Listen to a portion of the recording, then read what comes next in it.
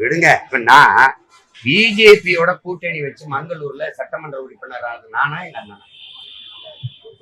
வாஜ்பாய்க்கு வீர வணக்கம் என்ன போர்ல அப்படி மாண்டாரு, அவருக்கு வணக்கம் செலுத்துவது அரசியல் நாகரிகங்கிறாரு.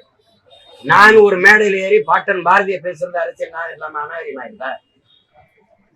நான் எங்க அண்ணனை மதிச்சுட்டு அப்படியே ஒதுங்கி போறேன். என்ன கருத்துனாலும் ஏற்று பேசிருக்கேன். ஏன்னா மோதலை எனக்கும் எங்க அண்ணனுக்குமா ஆக்கிட்டு திராவிட மஞ்ச பிடிப்பான்.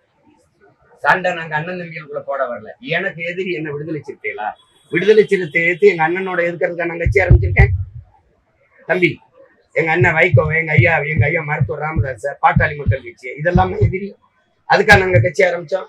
நான் இவ்வளவு நேரம் என்ன விஷயம், திராவிடர் தமிழர் போர் நடக்குது.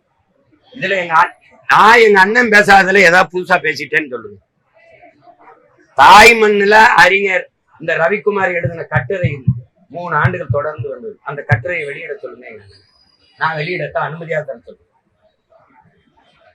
அறிஞர் அண்ணாவும் ஐயா கருணாநிதி அவர்களும் ஈவேரா அவர்களை ஏற்று பேசுறதை விட நான் பேசிட்டேன்னு சொல்லுங்க. நான் பேசுறதை நிப்பாட்டினேன். திமுக எதுக்கு தொடங்கப்பட்டது? யாரை எதிர்த்து தொடங்கப்பட்டது? எதற்காக தொடங்கப்பட்டது? அதை சொல்லுங்க. நீங்க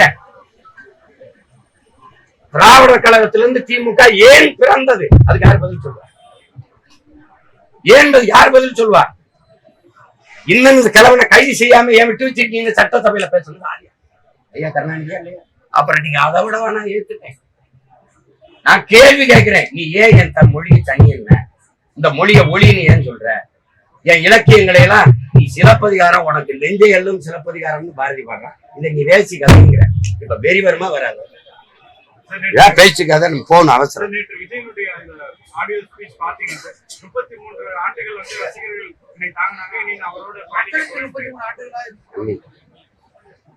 அது தம்பி சொல்றாரு. அதுக்காக அவரு பயிற்சி நேச்ச மக்களுக்கு நான் இது பண்ணுவேங்கிறாரு. அதை போய் பேச்சு முடியாது.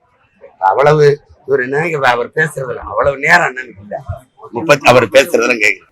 செய்திகளை உடனுக்குடன் தெரிந்து கொள்ள கீழ்கண்ட கேபிள் மற்றும் டிடிஹெச் நெட்வொர்க்குகளில் எம்நாடு செய்தி தொலைக்காட்சியை காணுங்கள்.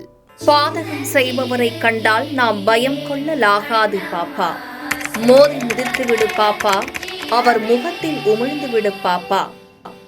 அண்மை செய்திகளை உடனுக்குடன் தெரிந்து கொள்ள இணைந்திருங்கள் எம்நாடு தொலைக்காட்சியுடன்.